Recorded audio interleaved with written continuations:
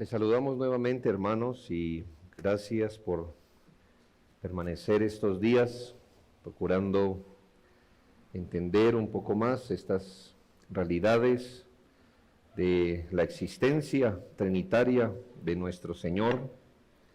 Y como bien fue anunciado, vamos a considerar, hermanos, el tema de la Trinidad positivamente explicada, no que no se haya hecho ya, sino que quisiéramos ofrecer esta perspectiva sistemática en los puntos más relevantes de cómo acercarnos a la realidad de la Trinidad. En estos días de estudio acerca de la doctrina de la Trinidad, o para ponerlo, hermanos, en palabras más personales, la realidad, porque la Trinidad no es solo una doctrina, no es una verdad, es una realidad de cómo Dios existe. Quiero exponer parte de este divino misterio de la manera como Dios existe. Es una constante tentación al enfrentarnos al tema, empezar a echar mano a los recursos conocidos, a metáforas o símiles, de manera que podamos descansar en lo que nos suena familiar. Pero como recordaba Agustín, si comprendes, entonces no es Dios. La Trinidad trasciende nuestra comprensión, debe hacerlo, pero no debe trascender nuestra fe. No entendemos plenamente, pero la creemos, la confesamos y sobre esta base servimos a Dios. La aceptamos y nos esforzamos en comprenderla en los términos en los que nos ha sido revelada y no más. Digo que ya es muy grande como para empezar a especular, como si ya hubiéramos dominado el tema. La doctrina de la Trinidad es el corazón de la fe cristiana, pues responde a las preguntas más fundamentales de la teología. ¿Qué es Dios? ¿Quién es Dios? ¿Cómo existe el Dios vivo y verdadero? Desde los primeros siglos, la Iglesia confesó que esta doctrina no es invención humana, sino la explicación fiel de la revelación divina. Como bien se dijo ayer, esta doctrina no fue producto de los concilios o credos históricos, ni fue tomada prestada de otras religiones. Es decir, no se deje engañar cuando alguien le diga, la Trinidad, eso los egipcios o los babilonios. No, hermano, eso quiere decir que alguno no entendió qué cree, porque la doctrina de la Trinidad no tiene ningún paralelo en ninguna otra doctrina, tal vez el triteísmo, el politeísmo y cosas así, pero nunca la doctrina de la Trinidad. O sea, eso no se parece a nada que sepamos. No la creemos porque sea completamente entendida, no la creemos porque satisfaga completamente la razón, no porque sea fácil u obvia, la creemos porque es revelada. Estas no son especulaciones, son un misterio que se nos dio a conocer, indispensable para la adoración, comunión con Dios y salvación. La fe cristiana se distingue radicalmente de otras religiones precisamente en este punto. El judaísmo, por ejemplo, y el islam confiesan un Dios estrictamente unitario y monopersonal. El cristianismo, en cambio, proclama con igual firmeza que Dios es uno en esencia, pero trino en persona. Y esto es muy bueno que lo sepamos. El Dios de los judíos no es nuestro Dios, hermanos. ¿Ya, hermanos? No creemos en lo mismo. El Dios de los judíos no es el Dios bíblico. El Dios de los judíos es monopersonal. El Dios bíblico es tripersonal, ni mucho menos el Islam. Otras religiones son politeístas, confiesan que hay más de una existencia divina, y en esto también nos diferenciamos, pues nosotros somos monoteístas estrictos como pluripersonales en la misma esencia. Estas diferencias no son secundarias, son esenciales, determinan nuestra comprensión de Dios, de su amor, de la redención en Cristo y de la comunión con el Espíritu. El Dios Trino es el Dios de la Biblia y no hay otro. Por eso, al acercarnos, hermanos, a esta doctrina, es entrar en el misterio de la vida divinamente revelada. Agustín dijo que no hay tema en el cual se ejercite más la fe, se fatigue más la mente y se edifique más la verdad. Nuestra tarea no es reducir el misterio a fórmulas humanas, sino recibirlo con reverencia, proclamarlo también con fidelidad y aplicarlo con gozo a la vida cristiana. Vamos a considerar primero que Dios es uno, luego que Dios es trino, y finalmente quiero tocar el tema, si alcanzo, cómo es que llegamos a tener esta doctrina. No históricamente, eso es tarea del pastor García. Primero, Dios es uno. Apoyándonos en la Confesión de Fe de Londres, capítulo 2, párrafo 3, en este ser divino infinito, hay tres subsistencias: el Padre, el Verbo o Hijo y el Espíritu Santo, de una sustancia, un poder, una eternidad, teniendo cada uno toda la esencia divina, pero la esencia indivisa. De modo que no hablamos, hermanos, de tres dioses, sino de un Dios. ¿Qué quiere decir, hermanos, específicamente que Dios es uno? Primero, que Dios es uno numéricamente. Cuando decimos que Dios es uno, ¿qué queremos decir? Que Dios, numéricamente hablando, es uno, que solo hay un Dios, solo hay un ser divino, solo hay una esencia divina. La primera afirmación es que cuantitativamente solo existe un Dios. Se lo puede enseñar al niño pequeño. ¿Cuántos dioses hay? El niño pequeño puede hacer así, vea, uno. No hay más que uno. Numéricamente hablando, solo hay un Dios. La confesión israelita, conocida como el Shema, lo declara con contundencia. Oye Israel, Jehová nuestro Dios, Jehová uno es uno. Los profetas lo reiteran: yo soy Jehová y ninguno más hay. No hay Dios fuera de mí. Hermanos, no hay más dioses. Y el Dios bíblico está en la punta. No, hermanos, no hay un gran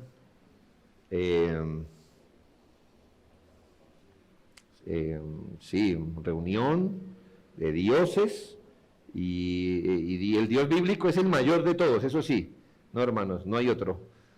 Dios no tiene arriba, ¿sabe, no? Y al lado no reconoce a ningún otro Dios, solo hay uno. El apóstol Pablo confirma: sabemos que un ídolo nada es en el mundo y que no hay más que un Dios. Entonces, ¿qué es un ídolo? Es algo al que alguien le dijo que es Dios, pero objetivamente no es un Dios. Es algo a lo que alguien le confirió deidad, pero no objetivamente es Dios. ¿El ídolo qué es? Nada, comparado con la existencia de Dios. Y Santiago resume: ¿tú crees que Dios es uno? Bien, viene la materia. La revelación de este solo y único Dios conlleva implicaciones inmensas. Por ejemplo, que al no haber espacio para otras deidades, reconocer más de un Dios o servirle es la misma esencia de la idolatría. El politeísmo pagano, muchos dioses, o la creencia en muchos dioses, eso es paganismo, como el triteísmo, como se nos explicaba ayer, la herejía que enseña que el Padre, el Hijo y el Espíritu Santo son tres dioses. Piensen la complejidad, tres dioses, o sea, tres esencias divinas. Eso, hermanos, desde el punto de vista de la lógica, no puede ser. Porque si solo hay un Dios y este es infinito, ¿cómo habría tres infinitos? Ya si hubiera un segundo infinito, entonces el primero no lo era. Por lógica, ¿no cree? Solo hay un Dios. Bueno. Las religiones que afirman tener más de un Dios son falsas, señaladas y condenadas por la Escritura, no solo como falsas, sino como demoníacas. 1 Corintios 8:4. Acerca pues de las viandas que se sacrifican a los ídolos, sabemos que un ídolo nada es en el mundo y que no hay más que un Dios. O sea, es falsa. Creer más que un Dios es creer en una mentira. Y 1 Corintios 10, 19 y 20. ¿Qué digo pues? ¿Que el ídolo es algo o que sea algo lo que se sacrifica a los ídolos? Antes digo que lo que los gentiles sacrifican a los demonios lo sacrifican y no a Dios. Y no quiero que vosotros os hagáis partícipes con los demonios. Así que aún los jóvenes deben saber que cuando les dicen, no, hay que respetar, yo creo que hay que respetar, pero eso es otra cosa. Ellos se comunican con Dios a través de sus ídolos, usted a través del Dios como lo conciba y otro puede concebir de otra forma. Todos los caminos van a Roma y yo creo que todos los caminos van a Roma, pero no a Dios, ¿verdad? Exacto. Bueno. Lo que ellos sacrifican a sus deidades, lo sacrifican a los demonios. Por eso no hay paz con Roma, hermanos, jamás. ¿Está bien? No hay paz con Roma. No nos podemos sentar al lado de una persona, entiéndame, metafóricamente, ¿no? Y decir, somos prácticamente lo mismo. No, prácticamente no.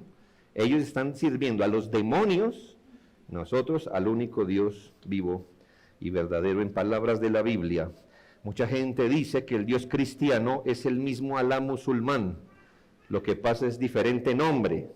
Nosotros le llamamos Dios. Ellos Alá, y ambos somos monoteístas. No hablamos de lo mismo, hermanos. Alá es unipersonal. Alá es un ser, una persona. Y su profeta Mahoma no es Dios. Este Alá es una falsa deidad y su profeta un falso maestro. Para sorpresa de muchos, el Dios actual de Israel, el Dios actual de Israel, después de que Cristo vino, el asunto cambió. El Dios actual de Israel no es el Dios de la Escritura. El Dios judío, con D minúscula, aunque es declarado como único, es también unipersonal. Y Jesucristo no es el resplandor de la gloria de ese Dios, ni la imagen misma de su sustancia. Para ellos Jesucristo es un profeta ilegítimo. Mi punto es este, hermanos, creer en un solo Dios quizás parezca identificarnos con las religiones monoteístas, pero no, hermanos, no es suficiente con identificarnos con el monoteísmo, sino con el monoteísmo pluripersonal. ¿Ya? Entonces, están las religiones politeístas, están las religiones monoteístas, y estamos nosotros como una religión monoteísta pluripersonal. ¿Ya? O sea que estamos solos en ese conjunto. Sí, a veces nos dicen a nosotros los cristianos, bueno, ustedes caben dentro de las religiones monoteístas. No sé. Dígame más, y le digo si sí o no cabemos ahí en el asunto. Porque nosotros no solo somos monoteístas, sino monoteístas pluripersonales o tripersonales. Aquí radica la diferencia esencial de la fe cristiana. Adoramos al Dios de Israel que se reveló plenamente en Jesucristo y en el Espíritu Santo. Aquellas sectas que nos acusan de triteístas, quizás hasta politeístas y adoradores de hombres y más, representan mal nuestras creencias. Su definición de Trinidad está apartada de la realidad de lo que creemos. La iglesia primitiva defendió esta verdad, la Trinidad, contra el politeísmo pagano, contra el triteísmo, contra el monoteísmo. Los credos apostólicos y niceno enfatizaron con fuerza que Dios es uno solo, de manera que al confesar la Trinidad no se afirmaba la existencia de tres dioses, sino del único Dios vivo y verdadero.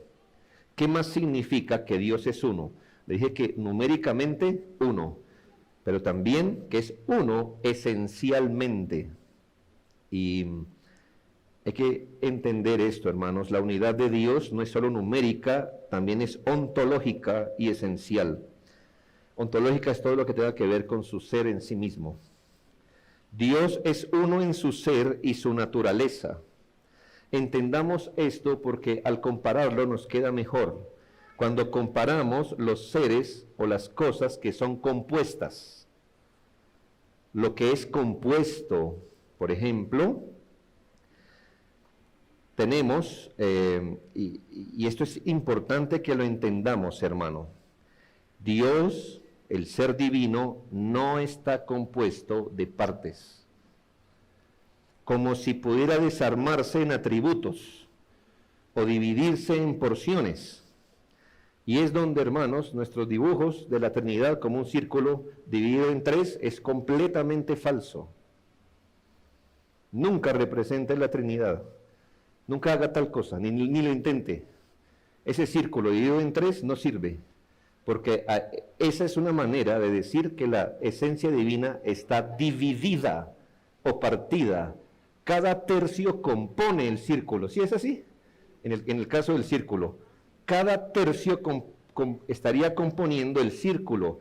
Dios, la esencia divina, no está compuesta por las personas de la Trinidad. La teología reformada enseña, en cambio, la doctrina de la simplicidad divina. Dios es un ser simple, distinto a ser un ser compuesto. Dios es indivisible y absolutamente simple. La simplicidad de Dios puede ser mejor entendida si la contrastamos con todo lo demás. El agua es una sustancia simple o compuesta. Bien, es compuesta entre hidrógeno y oxígeno. El agua misma, de las que sacan tantas analogías de la Trinidad, que el agua se evapora, que el agua... No haga eso, hermano. La Trinidad no se parece a nada. ¿A qué me compararéis o a qué me haréis semejante? Dios le dijo a Israel, ¿qué imagen visteis como para que me compongas una imagen? Solo escuchaste su voz, pero nunca viste una figura. Así que no la haga ni mentalmente. Entonces, ¿cómo me imagino a Dios? Ese ya es su problema, pero no se lo imagine.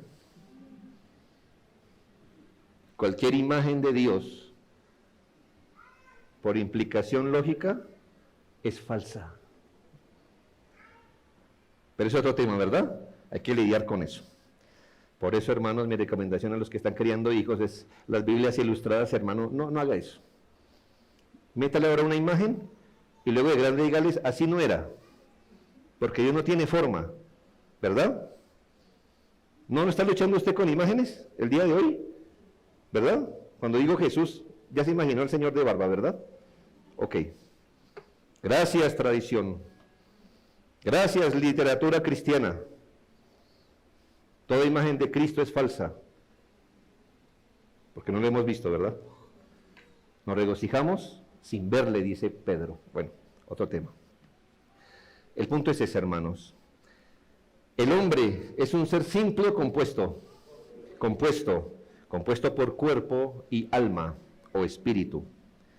Y si seguimos muy estrictos, esas mismas divisiones se pueden seguir subdividiendo, ¿verdad? El cuerpo del hombre puede seguir siendo subdividido, el alma del hombre puede ser subdividida, es lo complejo de llamarle espíritu o alma, ¿me hago entender? Cosas así. Dios es Dios, ¿ya? ¿De qué está lleno Dios? de Dios. ¿Cuál es la naturaleza de Dios? Dios. ¿Ya? ¿Sí? Es simple, hermanos. Su naturaleza es simple. ¿De qué está lleno Dios? De Dios. ¿Cuál es la naturaleza de Dios? Dios. Cuando decimos que Dios es santo, justo y amoroso, no estamos fragmentando a Dios, no son partes de Dios, ni siquiera son cualidades de Dios. Los atributos de Dios son Dios mismo. Los atributos juntos no suman a Dios. Los atributos son la esencia de Dios, vista desde distintos ángulos. Por eso, cuando Moisés le pregunta, ¿cómo te llamas?, el Señor le dijo, yo soy. Se dice, no fue muy específico, ¿verdad? Sí, hermanos. O sea, lidie con eso. Es un concepto, es una realidad que supera. Yo soy. Revelando que Él es Él, en sí mismo. Él es Él, indivisible, autosuficiente. Él mismo es todo lo que Él es. Calvino subrayó que la simplicidad de Dios protege su infinitud. Él dice, no podemos pensar en Dios como compuesto, pues en Él no hay nada que sea primero o último, nada que esté fuera o dentro, todo en Él es esencia pura. De aquí advertimos uno de los errores más recurrentes al considerar la existencia divina, pensar que la esencia divina la componen el Padre, el Hijo y el Espíritu Santo, como si cada uno correspondiera al 33.3% de la deidad. No, hermanos, lo más complejo es que todos son la deidad. Todos son la deidad y la deidad es indivisible. La esencia divina subsiste indivisa en tres personas, realmente distintas, el Padre, el Hijo y el Espíritu Santo. Cada una es verdadera, plena y 100% Dios. Usted dirá, si este es 100% Dios, y este es 100% Dios, y este es 100% Dios, tenemos un 300%, eso es ilógico. Solo hay un 100%. Pero cada una es 100% Dios. Sigan haciendo dibujos de la Trinidad y verá. ¿Sí ve? No se puede. No se puede. Es un misterio. Dios es uno numérico, uno en esencia. Imagine un círculo dividido en tres exactamente. Cada tercio compone la totalidad. Dios, en cambio, no es así. El Dios único es simple, es indivisible. El Dios único es sus tres personas. El Dios único es sus tres personas. Esto en cuanto a Dios es uno. Segundo, Dios es trino. Dios es trino. Ahora, sobre este primer fundamento, y a la par, simultáneamente y en la misma proporción, entendemos la existencia de tres personas divinas que se pueden distinguir. Y aquí, de manera sencilla, déjeme definir qué entendemos por persona. Los estudiantes más avanzados pudieran estudiar la palabra hipóstasis, que fue la que se usó para estudiar la palabra persona. En Dios, hermanos, en Dios, entendemos por persona una subsistencia real en la única esencia divina, claramente distinguida por sus relaciones de origen y sus distinciones singulares.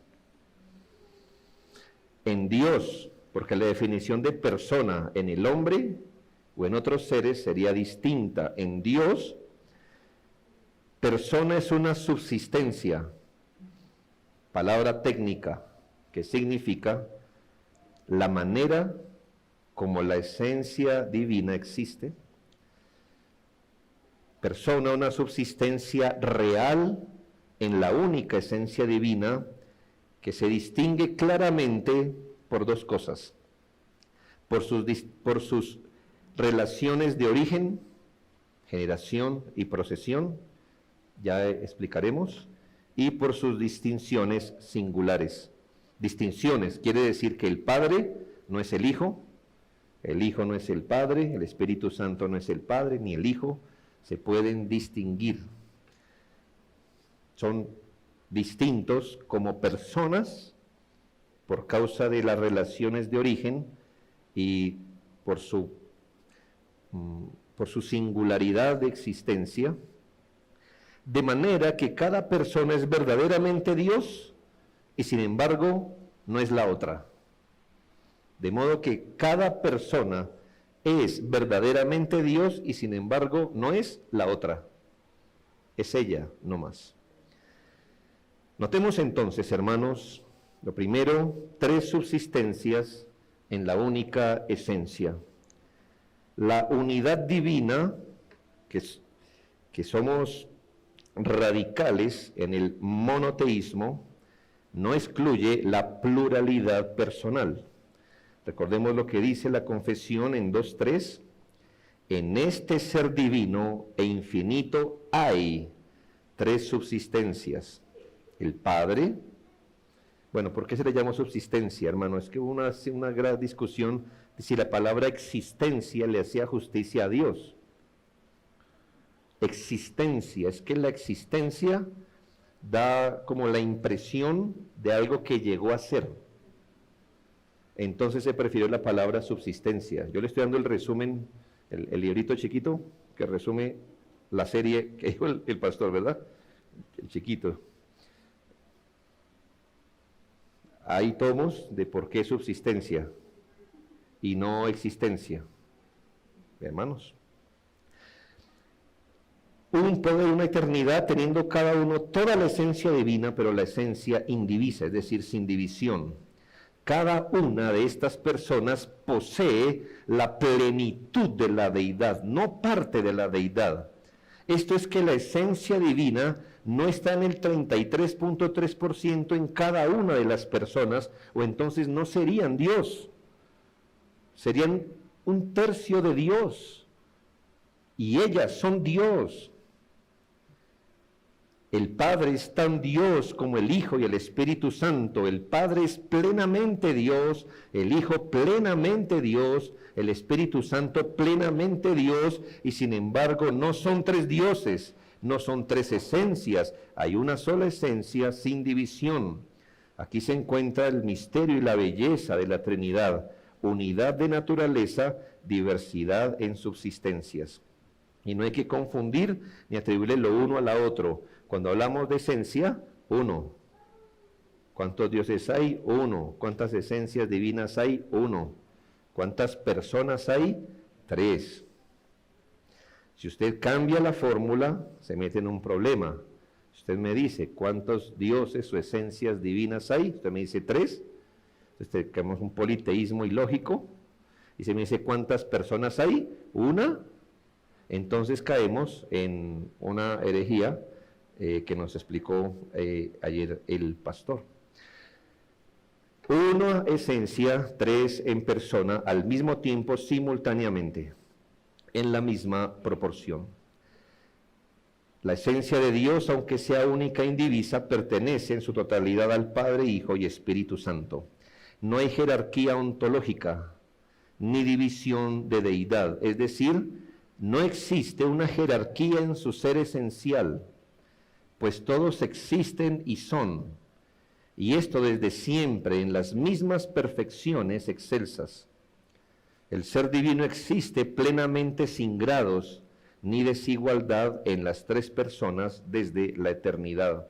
La esencia no se reparte, no se fragmenta. La esencia divina subsiste indivisa en 3 personas realmente distintas, cada una plenamente Dios.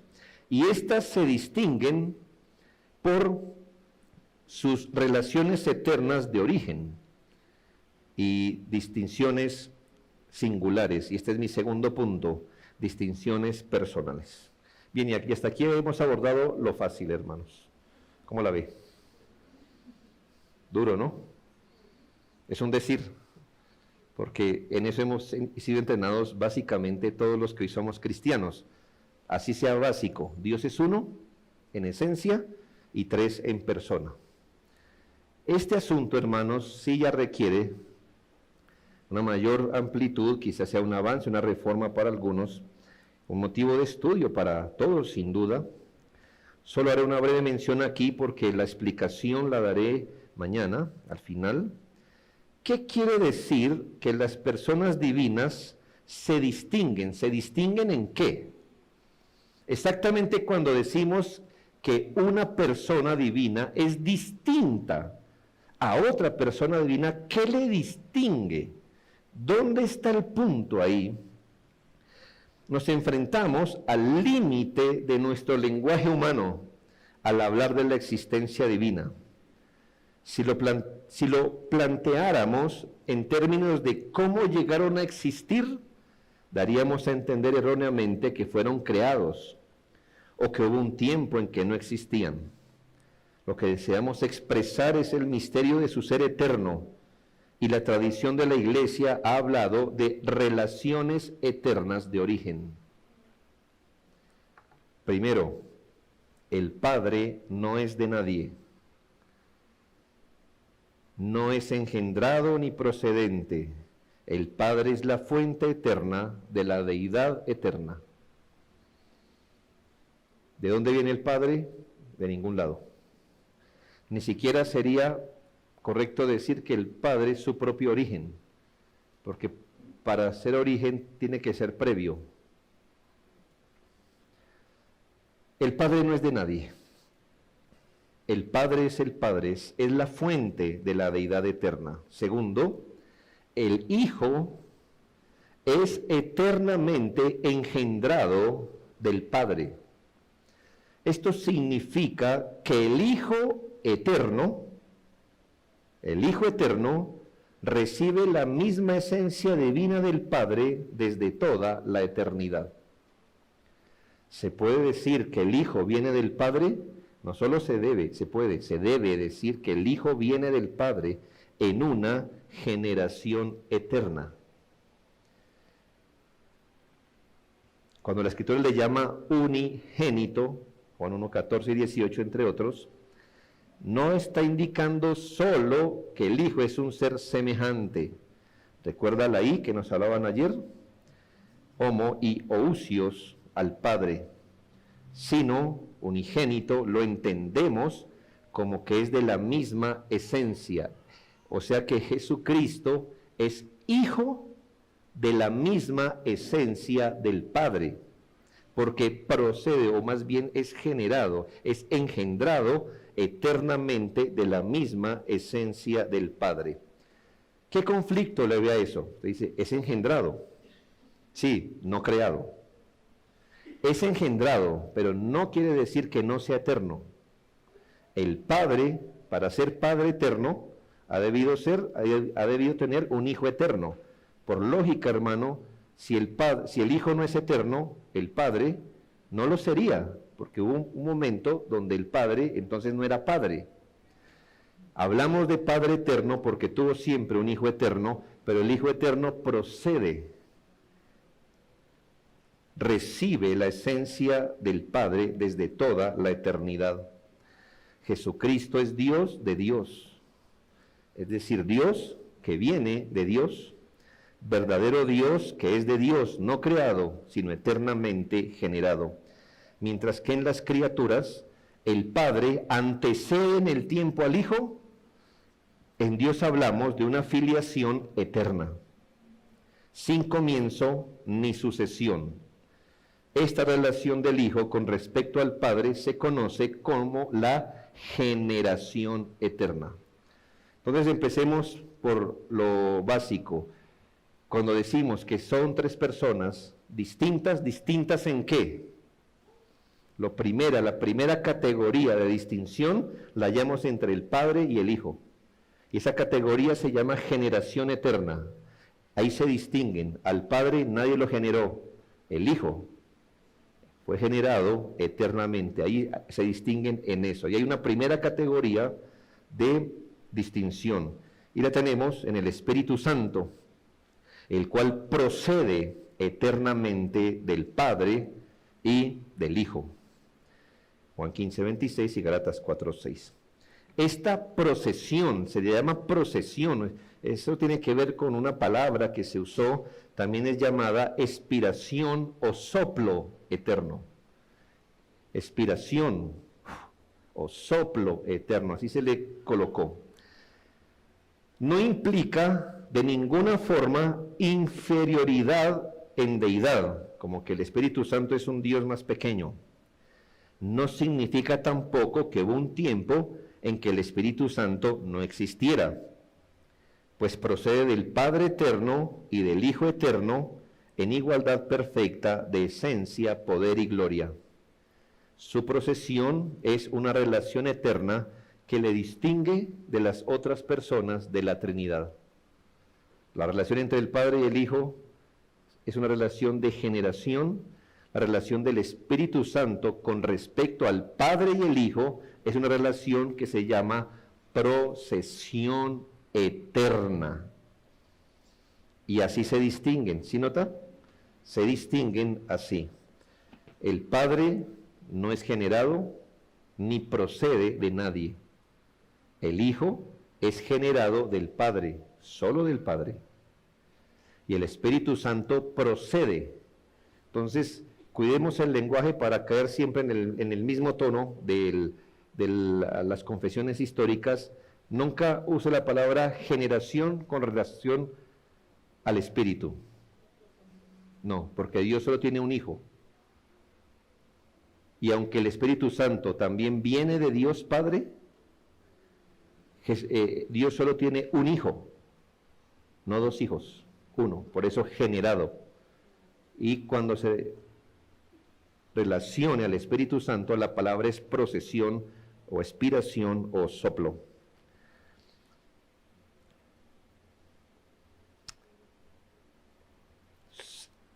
Entender así, hermanos, o al entender así se rechazan los siguientes errores.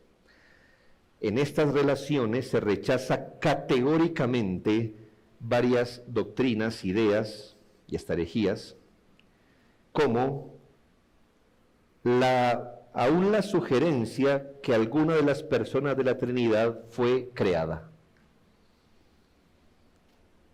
Debemos entender generación y procesión de una manera tan clara, hermanos, o al menos tan firme, donde nunca nos quepa la menor idea de que alguna de las personas de la Trinidad fue creada. Eso hace parte de la herejía arriana, ¿verdad? Que Jesucristo, ya el hermano lo dirá, quizás, que sí, Jesucristo es Dios, pero Dios creado. ¿Sí? Fue un Dios creado por Dios. O sea que un Dios a otro nivel. No, hermanos, el Padre es eterno, el Hijo es eterno, el Espíritu Santo eterno, ninguna de las personas fue creada.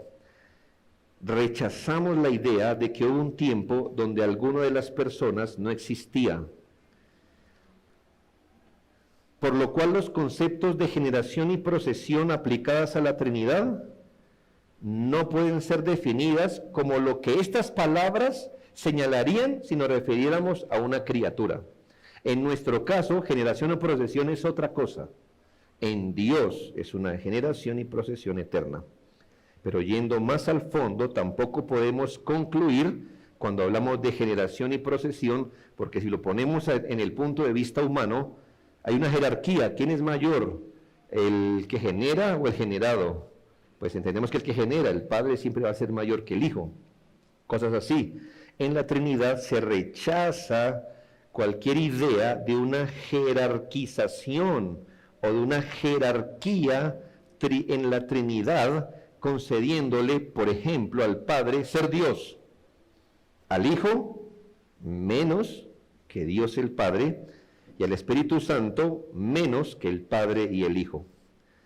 Si creemos, hermanos, en una subordinación, espero poderlo decir mañana, si no, ya al menos quedan sembrados en sus mentes estos conceptos para que los investigue.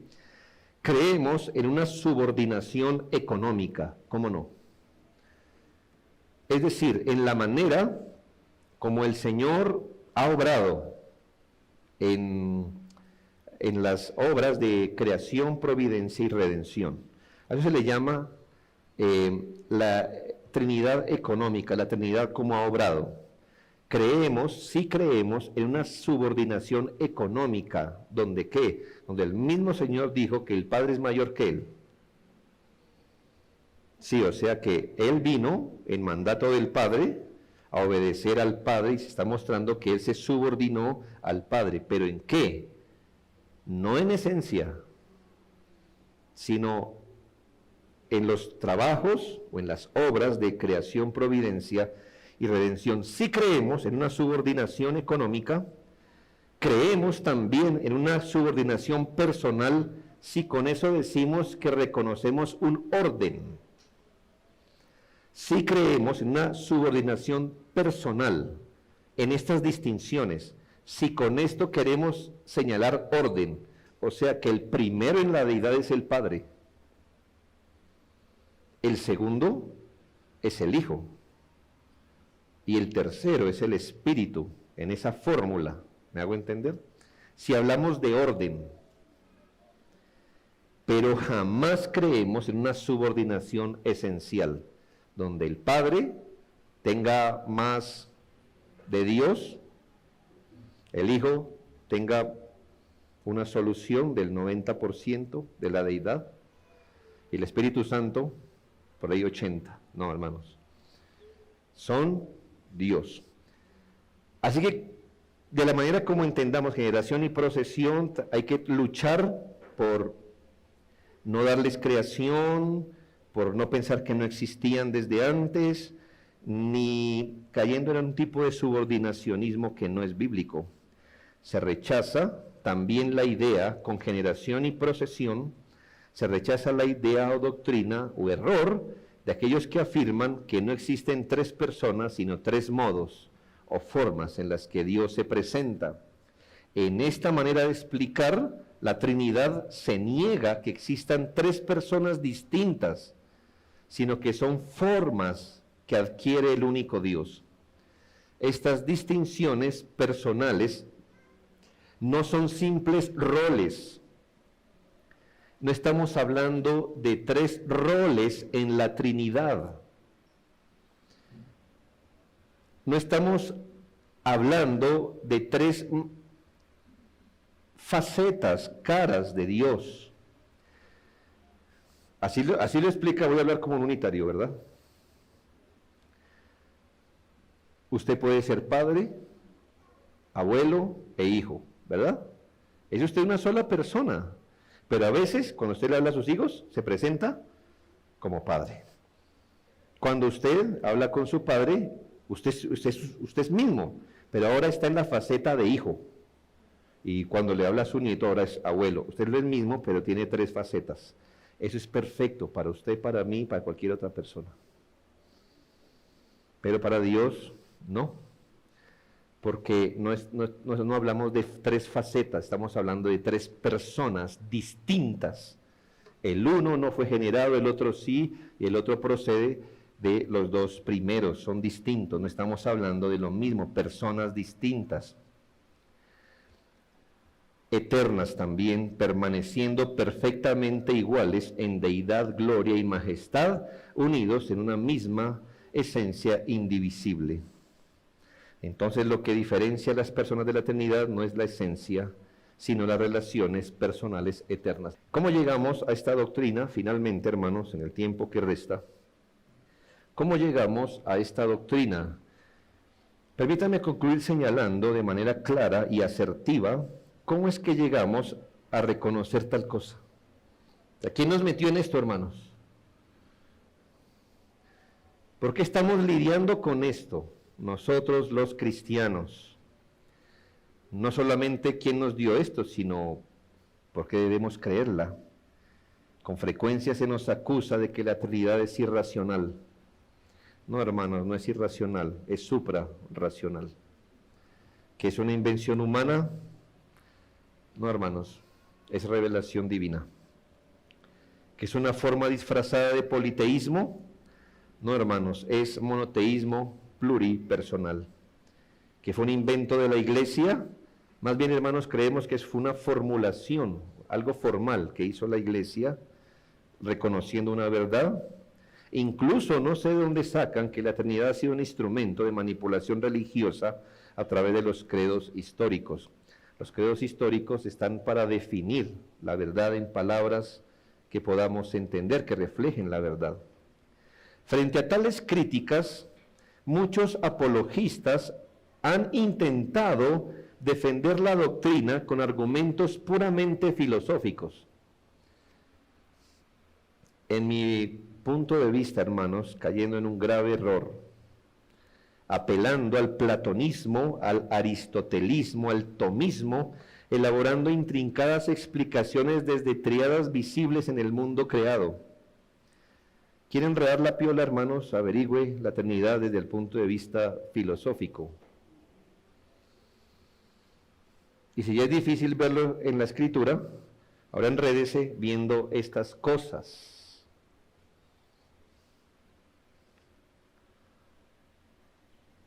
Hermanos, cuando Platón habla mejor que Pablo, usted tiene un problema en el corazón.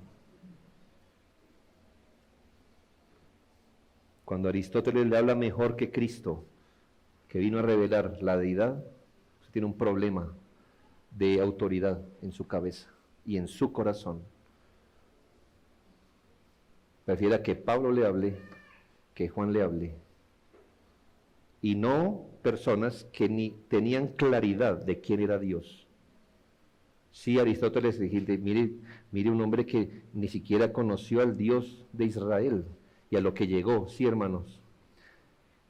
Aristóteles le puso esmero y Aristóteles le puso esmero toda la vida para llegar donde empieza un niño judío. ¿Ya?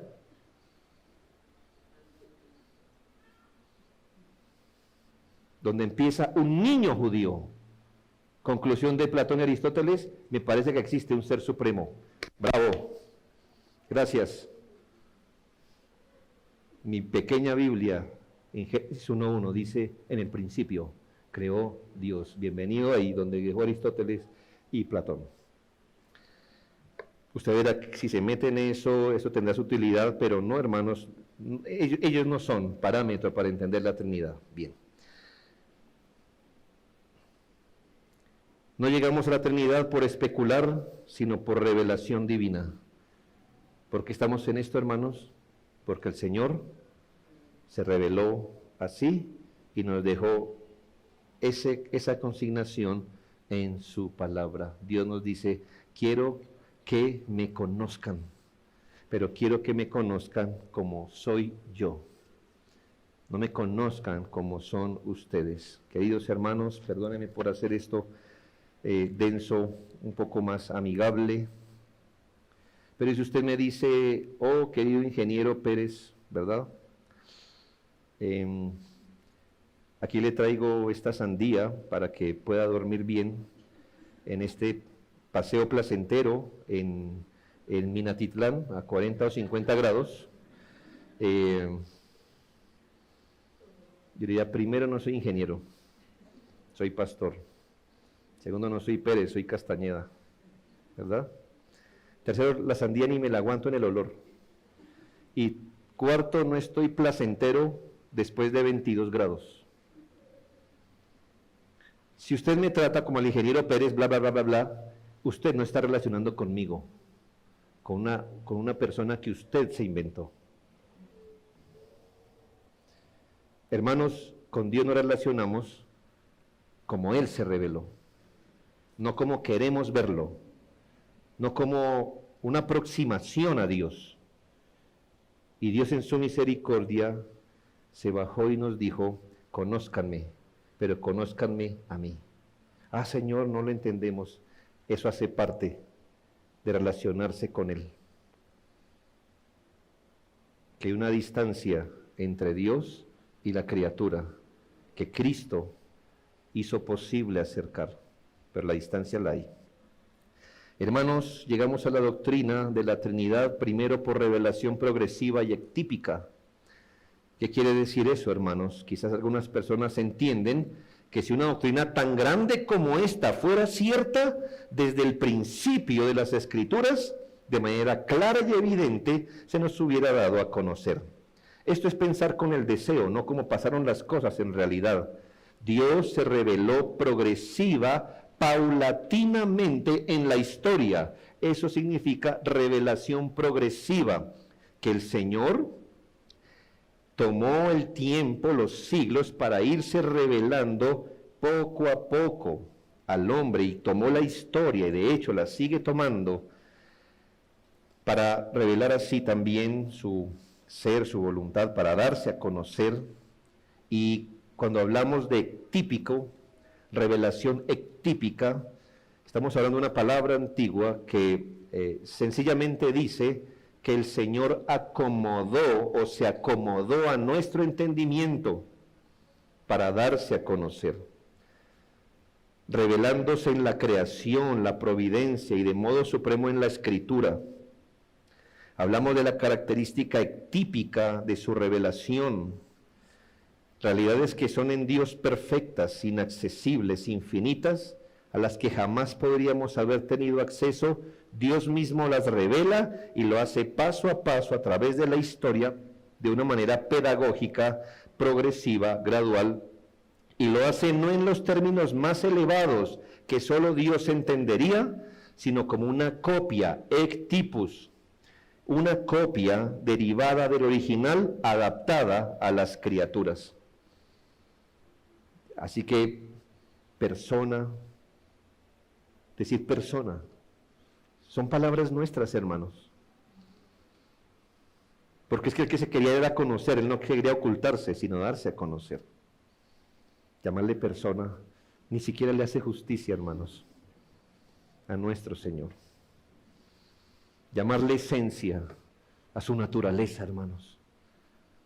Es una palabra humana, es pequeña, para llamarle a cómo Él vive, a lo que Él es en sí mismo, pero Él no se quería ocultar, sino revelarse a nosotros.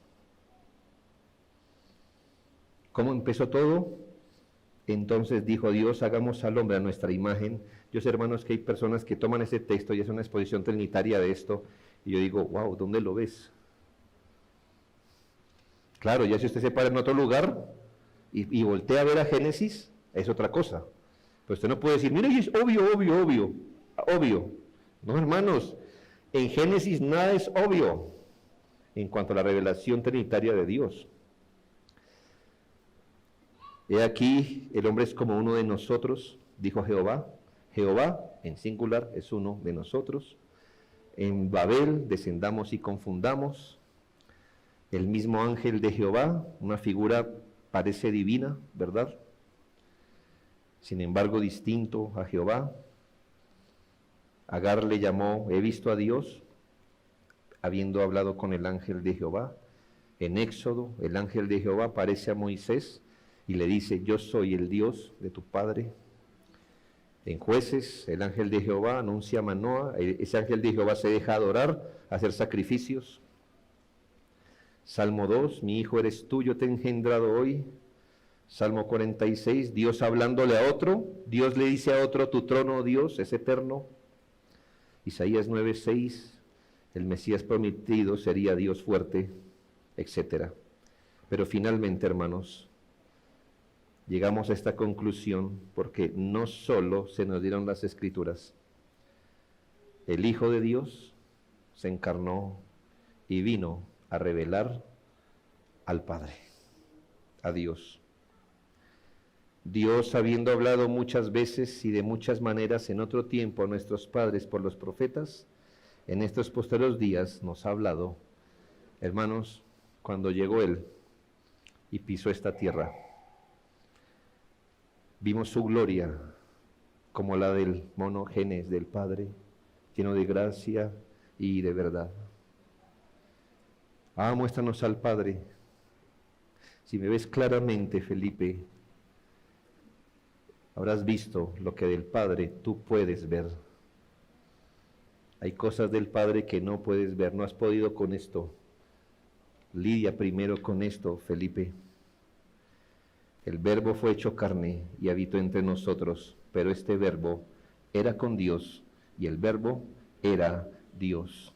A Dios nadie le vio jamás. El unigénito Hijo que está en el seno del Padre, Él le ha dado al conocer. El que me ha visto a mí ha visto al Padre. Yo y el Padre uno somos. En el bautismo, el Hijo es bautizado en el Jordán, el Espíritu Santo desciende sobre él en forma de paloma, el Padre habla desde el cielo, este es mi Hijo amado, en quien tengo complacencia. Como nos explicará el pastor Castañeda, los atributos de Jesús, sus obras, cosas que solo Dios puede hacer, Él las hizo. Y al final, antes de irse, dijo, id y haced discípulos a todas las naciones. No les hablen de un Dios, no les hablen de un Dios abstracto. No evangelicen con un mensaje abstracto de un monoteísmo unipersonal. Cuando prediquen el Evangelio, prediquen cómo es Dios.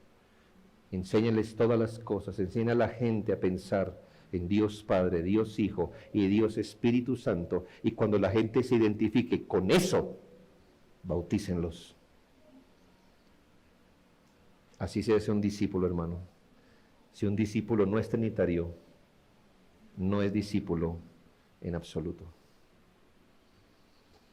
La gracia del Señor Jesucristo, el amor de Dios y la comunión con el Espíritu Santo sean con todos vosotros. Oremos.